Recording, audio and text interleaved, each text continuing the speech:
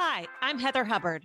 I went from being a lawyer and partner at one of the largest firms in America to becoming an online personality and successful entrepreneur. I know what it takes to rise to the top.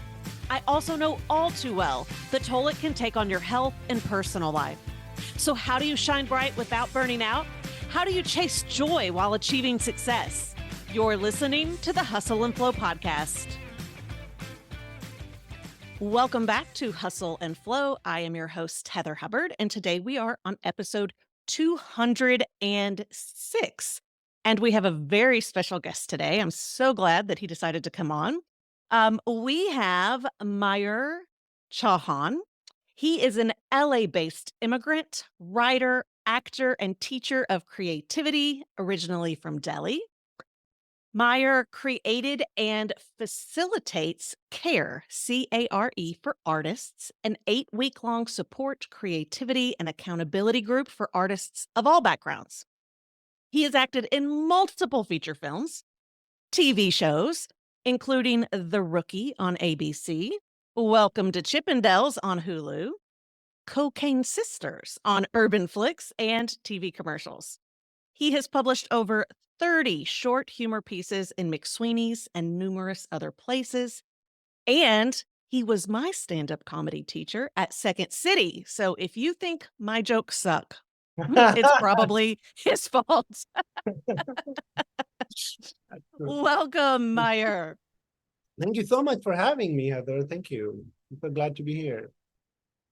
So my first question for you, because when I was reading through the actual bio, I love that you start with, you are an LA-based immigrant and you are from Delhi. So tell me why it's so important to you that people know that, how it's important to your story. That's a great question. I think that shows that you did research, you studied and paid attention. I love that already. So, India is big, right? So I'm from India, and if you see me, I'm sure 95% of the time people can put me at least in the subcontinent, and then they will either India or Bangladesh or Pakistan or Sri Lanka. That's where the starting point is. But even within India, we have so many languages, so many regions. So Delhi, just it saves so much time. Where in India? Where are you? What? Whatever. And being an actor and doing all the things, it's also important, just so that people know that I am in LA. So that location helps in that sense, for acting purposes. But also I wanna save time.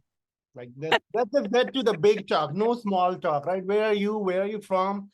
It's in the bio. Right. So how long have you been acting? When did you move to LA? Those are two different questions. And Oh. they are, right? Yeah. So I moved to New York City for work from India. And I worked, I think, end of 2007, I moved there. So, the recession, the big one. Mm-hmm. Did acting or taking acting classes and pursuing acting and writing while I was there. So I did some acting classes and some couple of web series and short films while I was there. And I moved to LA officially January 2018. So close to 6 years now, 6. Why did you make the move to LA? So I was pursuing acting and writing and comedy, and I was waiting something big will happen and I'll move, and then I applied for a showcase, a sketch writing showcase for CBS. And I know that they have a building in Broadway. So I'm like, okay, so I'm gonna go there twice a week, and that'll be my doctor's appointment or whatever. And I do that. So I applied. I got a phone call or email. They said it's in LA and you have to be here for 3 full months. And kind of just need a reason to move. So Yeah. I'm like, all right, it is that reason to move. And I moved. And so I moved here October of 2017 for those 3 months while figuring out, right, because the idea of being bi-coastal kind of was very cool at some point, because why not?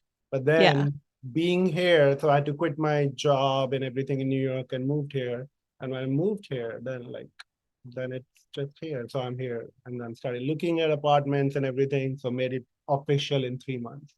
So I know not everyone listening is an aspiring, actor, comedian, entertainer, but I have heard many, many times that at any point when you get really, really serious about your career, you have to move to either New York or LA, sometimes Chicago, depending on, what your art is. Do you agree with that or no? Not anymore. No. I feel like with you're in Tennessee right now, right? Yep. Yeah, with technology, we are walking studios. Like we have phones, we have equipment. I don't think we need to move to a big city for just that. Like if you want to move, that's great. But I feel like there are no barriers per se, geographical at least. We can do whatever we want to do with our phones, with our cameras, and put it Mhm. on the internet and however you want to promote it. So I think like no. Plus, I mean, if less people are here, then it's more work for me. So no, don't move to LA. Stay away. So, how did you decide that you wanted to get into acting? So I grew up watching Bollywood movies. Like that's me watching at least one Hindi film every day, like single. Like as soon as the cable came to India, cable TV, I think like, okay, this is God's gift. We had a black and white TV with like those rabbit antennas. So, like we were getting free cable. It's just like gift. We didn't even have to pay for it for a while. I'm like, okay, well, that's a sign or whatever. So just loved watching movies. But the idea of being an actor was not even on my radar. I was in Delhi and most of the acting at that time was in Mumbai.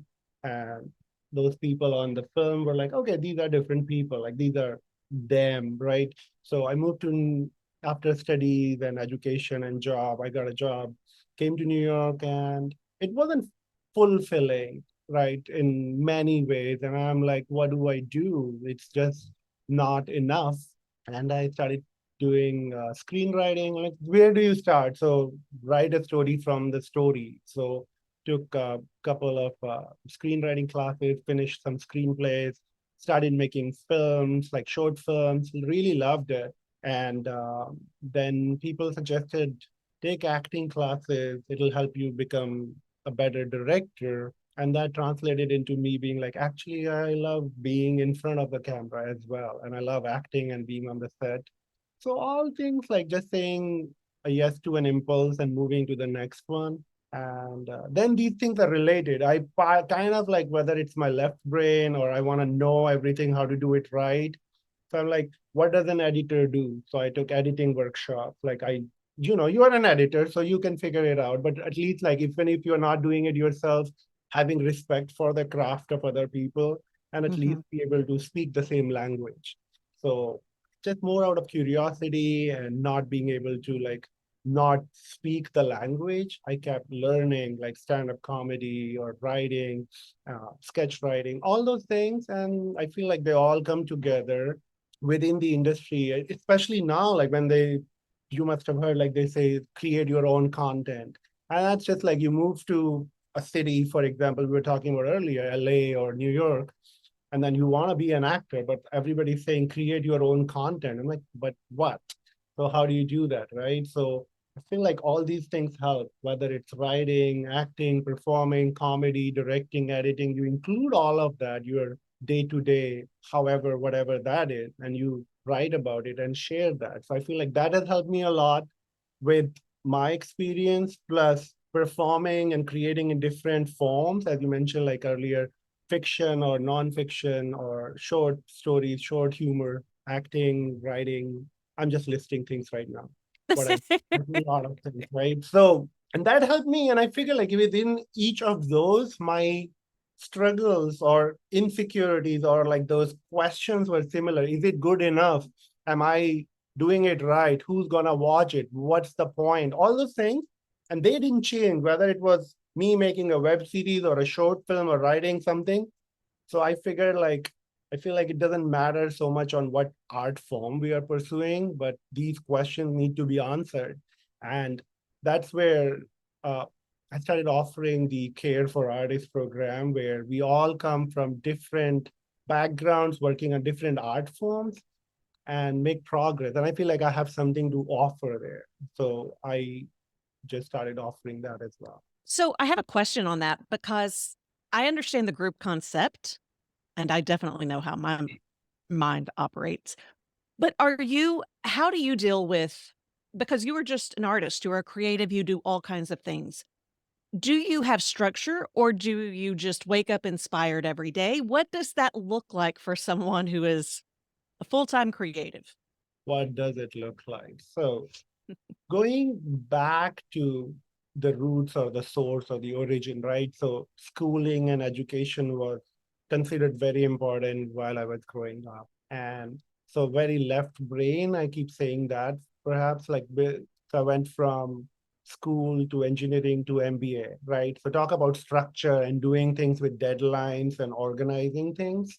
And I feel like some of those things have stayed with me, like, and all the also the corporate experience, right, so Yeah. there we don't feel like I'm not gonna finish this project because I'm not inspired today. Some of those things that we kind of like cliched association with artists, like this is just Yeah. part of it is on media, right? Like I'll write when the muse shows up, or I'll do this when it rains.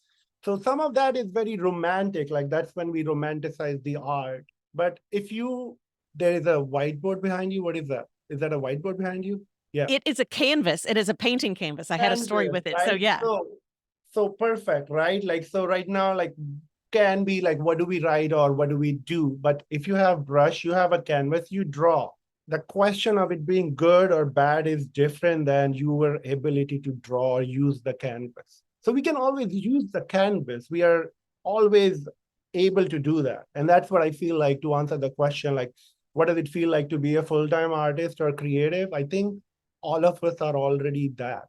We all are. We just need to be reminded of that most of the times. Like, hey, you did that. You are already doing it. And then what I notice, I think the biggest challenge we as artists face is we try to judge what we are creating as we are creating, and Mhm. we try to see it as like, but it's not my finished product and it's not matching that expectations that I want it to be. But that's also like, that's where I feel like the organization and structure helps, in the way that, like, yeah, we are going to give feedback, we are going to revise it, we are going to change everything, but not now. Do it in stages, right? So once you create what you have on the canvas, then you can go back to it and make it better. So just Mhm. making it separate. And sometimes it's helpful, like when other people are doing it and we see like, oh, all of us are actually going through the same kind of issues. And that helps in being in a group too. Yeah. So I actually brought this canvas out. This, for those of you watching on YouTube, I get if you're listening on audio, you're not seeing this. But so I have this painting canvas behind me. I have had this for over a year. I don't know how long I've had it. And I've got more. I've got a whole stack of them. And I'll occasionally get paint out, but it's like I don't do it. And it's just so interesting to witness what is happening in my mind. I was painting all the time when I had signed up for, and it was not a class. We weren't even learning, Yeah. but it was a structured time to go be in community with other people where it was like, this is the day I paint. This is the time I paint. And I would paint. So then I was like, I need to have all of this in my house. And do you know how often I paint in my house? Never. Like, I'll be Mm, like, "Oh, that seems like a good idea," but it's like, it feels odd to me. I think this is really, and I suspect some people listening will relate to this. It feels odd to me to, I guess, schedule or prioritize mm, what I was taught as a kid yeah. is the play, right? Like, do your homework and then you can play. So if it's business, if it's work, right? Like corporate, that of course you're gonna do that. That's the schedule. But when you come with painting or like the comedy for me or other things which bring me joy and are Yeah. just as important, but I was not taught, conditioned culturally that it was important, then for me it's like, well, if I'm scheduling it, is that even fun? Lots of thoughts going on here. Lots of just head junk. And I'm sure you've seen this, so I'm curious as to just your thoughts or Yeah. if you It's have ideas. Yeah. definitely a common kind of feeling, right? Like, because in terms of priority, is it important? How am I gonna take care of other things with doing this, right? You said like business and play. Feel like there are different ways to tackle it. First of all, like, yes, so another example or one example is that not many people love to do laundry, and I am one of them, right? So, but I go to a laundromat and I will do laundry, which reminds me I have to do laundry tomorrow. And I treat myself with an apple fritter, like there's a bakery next to it, right? So I feel like, okay, I can at least have that. And it's one of those things like you are kind of like combining it. So I was just thinking like when you scheduled this podcast with me, and I logged in and you were here before me, right? So you showed up before time because you wanted to show up, you're punctual. And I was thinking, like, what would it be like for you, Heather, if before the podcast you give yourself half an hour, 1 hour to just play, and that's your reward, either after the podcast, like you are doing what, 206th episode with me? Yeah. That's a lot of, I think you can just like take pause and just celebrate for a while now, right? But just the idea of doing that, like you did something that you feel, and this is all our, we are telling our mind what is Yeah. business, what is play. Like podcast is play. Talking to you, I don't feel like we are working right now, are we? So, No. but then similarly, like you can do that. You can even have like somebody on the podcast, and you, while you're interviewing, why don't you draw? Like, all right, let's just paint something. We can do that thing. It's just more like the idea of we need to allocate so much time to make it like so hard for us to get to. But if you schedule something, like you were part of a community or a group, you said, and you showed up, and that's what is important, I feel like. And that's what the care groups or any other writing group or communities where people just show up. It's not even so much about like giving feedback, but giving that time.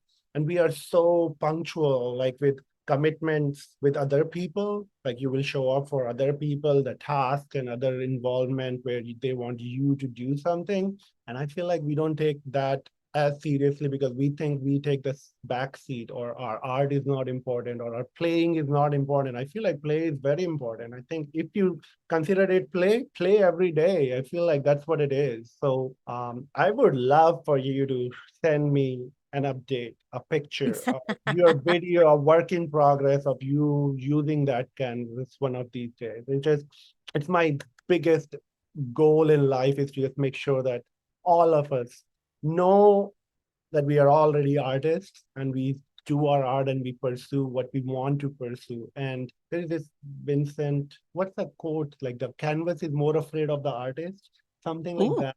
And that's where I've I not feel, heard that. yeah, it's that's what I feel like. It's just that. And it's a canvas, blank canvas, like it's everything. Just start. You have pen, you have paper, you can write. And I think what stops us from writing is whether it's going to be good writing or not, or how will I finish it. But those are so many different things. We never think about it. Like right now, for example, in the podcast, you have a guest, they show up, you record that, but you are not thinking about how you are going to edit it in the moment. So you look at it and then you edit it later or figure it out how, right? And when to launch it or when to make it live similarly. But we are so smart, and this is so much of it is like in our mental and Yeah. imagination activity, imaginative, that we're like, oh, but I wanted to go that way. But before we wanted to go that way, we are just like, we have to do it step by step. Hmm. And Well, and yeah, I think so many of us, right, who are left brains or have that like more of the left brain part that we were conditioned with, gifted with, we can be such perfectionists, right? It's the high achieving perfectionist. yeah. And a blank canvas, that blank paper can feel so scary. And because we don't have a plan, which of course, I don't know about you, but my best art doesn't come from a plan. It comes from sitting down or standing up and just going and just, and it generally doesn't look great at the beginning, but you got to start in order to get to the next stage. I know so many people who are listening who have told me that they want to write books or they want to do other things. And sometimes, right, it's like the prioritization. And other times I feel like sometimes yeah, it's just this resistance. It's this resistance to doing the thing that we know we want to do, but it doesn't actually feel good to sit down and start doing it. Or does it feel good does it feel good to you when you first get started on something? Or do you ever experience resistance?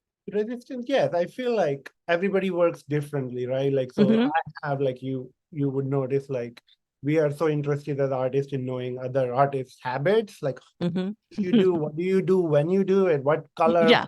canvas, pencil, right?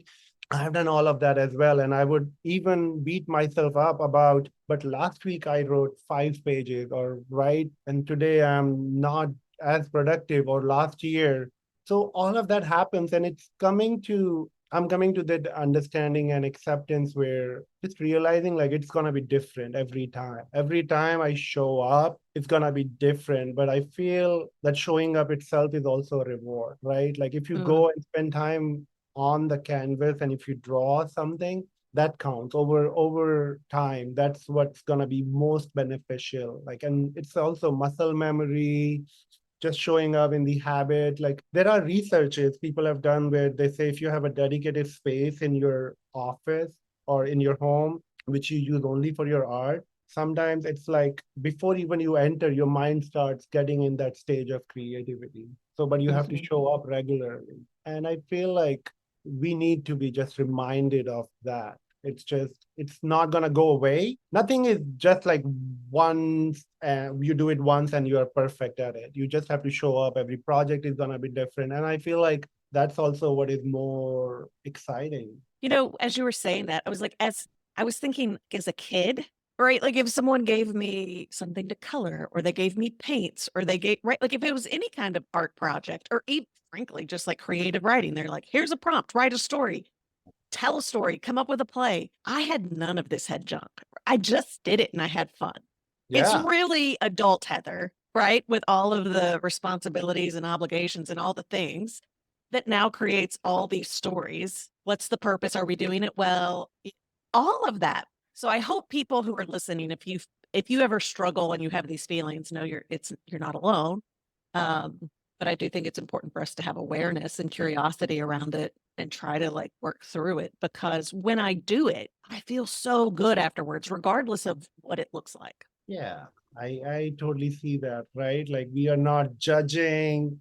If you're not judging it, you don't even have to show it to anyone, right? Like, and one of the things that I do that helps me is my girlfriend gifted me one of those expensive moleskin journals, right, to write with or write on, and I was like, this is great. Now I'm a writer.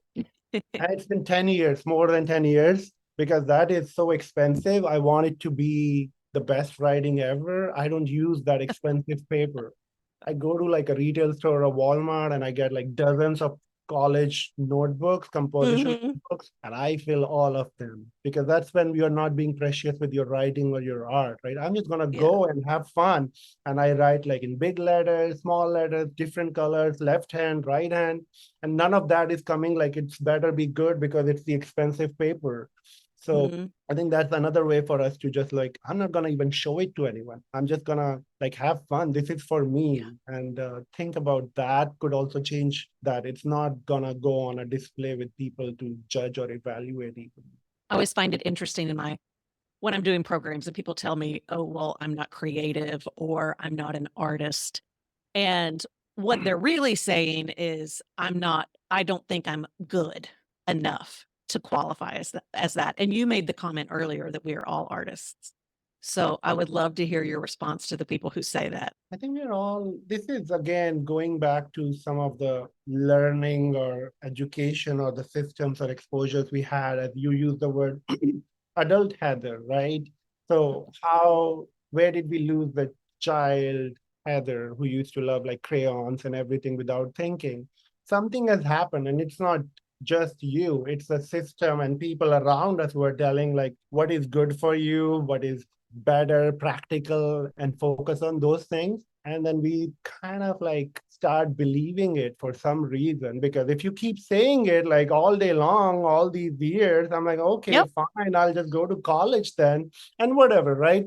But then you realize, and they mean well. Those people also around us, they're not like just ha tricked you into going to Right. college.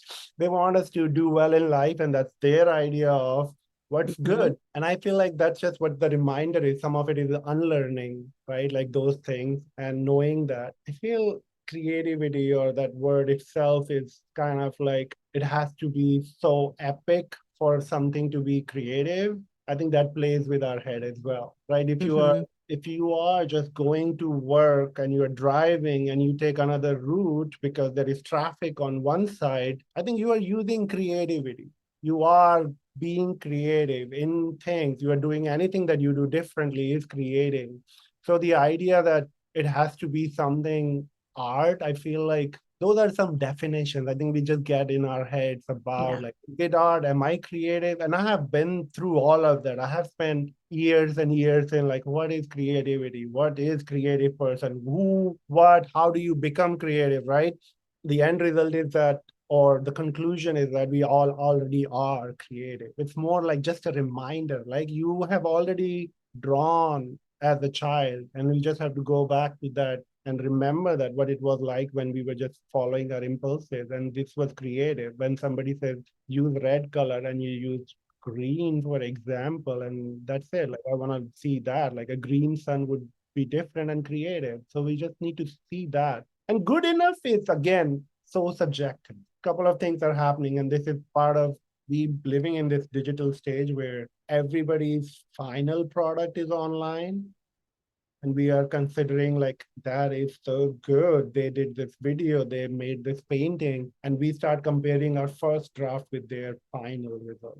And that's where it is, right? First we have a vision of our project itself, which is gonna get there. If we get close to like 80% of that within our journey, it's great. But even before doing that, we are looking at our work and we are looking at other people's work and comment of other people on other people's work. And like, this is no, nothing like that. So some of that comes in like, or even the artists we admire, right? So you follow them, you look at their work, and then not to impersonate or copy them, but you're looking at your work and thinking about comparing it with your hero's work, or what does it look like, or what is your ideal art form in your project should look like. And that's where it feels again that we feel, oh, but it's not good enough, right?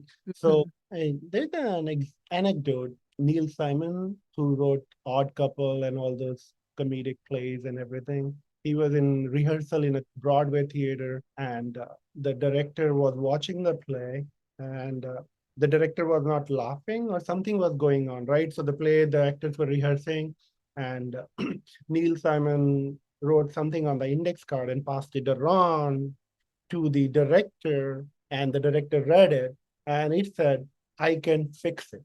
So it's not good enough in your head. Fine. You go to a trusted group of people you admire and respect and who know what is your vision and they honor it, right? And then you can fix it. If it's not good enough, it's fixable. So that's fine. It's not good enough, is okay. That's actually a very good problem to have. Yeah. One thing I also enjoy doing, so sometimes if I see someone like on Instagram, I'm not on TikTok. If I see someone on Instagram that's especially doing like funny videos or they've kind of like created this like niche, I like to scroll and it takes a while. You got to keep scrolling to go all the way back before they were popular or good in Yeah. quotation marks, right? And you find the work before that. And I love it because it's like you get to see where they started, and it is not where, they are in the Um, moment, right? Like they didn't just wake up one day and that was what they were doing. No, there was like a lot of iterations and some really rough work. But if they hadn't put in the rough work, they wouldn't have gotten to where they are. Exactly, right? It's a volume of work, and it's a reminder. Like we just have to keep showing it's a muscle, like anything else. You can make it stronger by working on it, but it's not gonna be strong if you don't work on it. And I like the artists who share their earlier work, and you can see like where they were. I go and look at like mainstream big directors, and you look at their first short films, the Yeah. footage, the handy cam they worked on, and creative they were. And that's where it shows like they started where they were. And that's very Yeah. important, right? You cannot be where you want to be without being where you are. So it's just like Yeah. a little bit of that. So tell everyone a little bit about your care program, when the next one is coming up, who it's good for, and what they can expect. Absolutely. So care for artists, compassion, accountability, recognition, and encouragement. Amongst other things, I feel are very important four elements for any artist. And by compassion, I mean, as we were saying, like when we are questioning our projects or we are wondering if it's good enough or not, we'll be so kind to our best friends. We will say, like, Yeah. this is great, this is good, you got this, buddy, you got this, right? But when it comes to us, we want to be just reminded that we need to be our best friends, right? So in a community, when other people give us that compassion, and hopefully that translate into long-term self-compassion towards us, you will never say to a friend like, this is not good. If they are really good, right, friend? We don't say that to ourselves. So we need to be kind towards ourselves. And then the accountability part, which you said, right? You were not even learning, or there was no class, but you showed up and then you would paint or draw. So accountability is part of that. Somebody's just checking in, or you are showing up, and that's fine. Like some weeks you will make progress, some weeks you will show up with like life happened, or yeah, and those are part of artist life. I don't believe in like you have to finish something and that's it, or you don't have to take care of your other things or areas in life, because that's not like, that's just like feel like it's very short term goal mindset. Whereas if you want to be an artist for like all your life, then you have to also be able to navigate, be flexible. So accountability helps. Like there are deadlines, but then we also discuss them. If something comes up, we change the deadlines. That's a good part about it.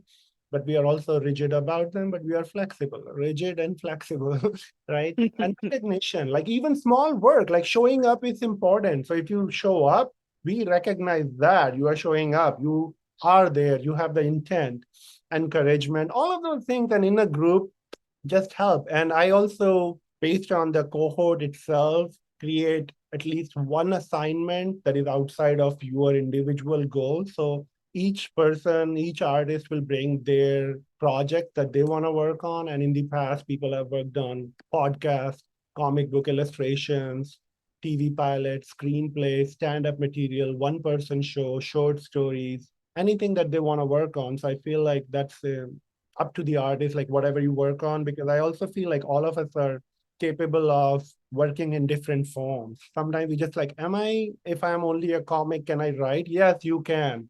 And you can also act, and you can also paint. So some of that is also like, just like I've had people come in like, I don't know what I'm doing, but I'm just going to have fun. And they will pick a fun project. And they said they have never had this much fun in a long time, right? Yeah. It's whether it's just like creating a fake, not a fake, but like a social media account for a whale, and then Yeah. posting from the whale's point of view, or like those kind of things. And it's a fun project for you. This is your time. It's like you are a treat to yourself, or working on a project that you have been wanting to work for a long time. So anyone in any stage of their artistic endeavor is welcome. And I feel like there is value in being part of this cohort where you meet other people. It's so important to know that you are not alone in this, and we all go through this, and you all got this. The next cohort is starting on October 5th, which is a Saturday. So we meet for 8 weeks every week. And it's all online. So you can It's be all from online. Yes, it'll be great. Like you can join from wherever you are in the world. We get to see your pets, and that's wonderful. So if someone was interested in signing up, what would be the best way for them to go about that? Do you have a specific website link? It's a short link is bit.ly/care for artists. And that's like a Google form, which will take you, or you can email me, or you can just like send me a telepathic message and I'll find you. Like, yeah, it's a And we matter will of put the time. link. Yeah, we'll put the links as well as the Instagram link in the show notes on both YouTube and all of the audio platforms. Um, anything I've not asked, anything you want to say before we leave? I realize we're at time. I could talk to you all day. Yeah, of course. I feel like for your audience and listeners, you need to tell them the secret of your hair. Good. I mean, yeah. Okay, the secret to my hair is two things.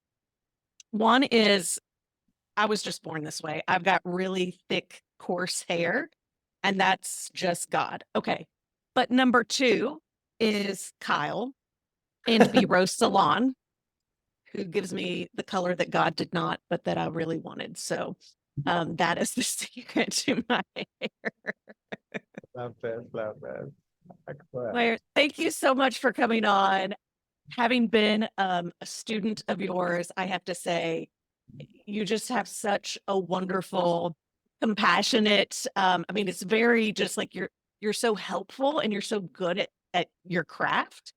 But as a student, it's just really nice to be in that atmosphere where you truly don't feel judged and you feel fully supported.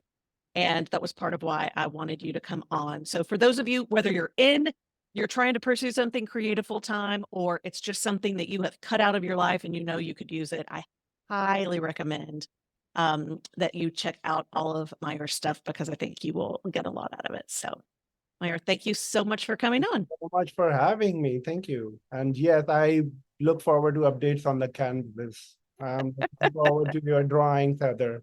I Make it know I shouldn't have said tangible. anything, but it's good. It means I'll do something now. Yes, perfect. Thank you so much for joining me for this week's podcast. If you're watching on YouTube, give the episode a like and leave a comment below so we can keep the conversation going. Also, be sure to subscribe to the channel so you never miss a future episode or announcement. Listening on Apple, Spotify, or another podcast app, you can watch the video and join in the after show conversation by visiting hustleandflowpodcast.com.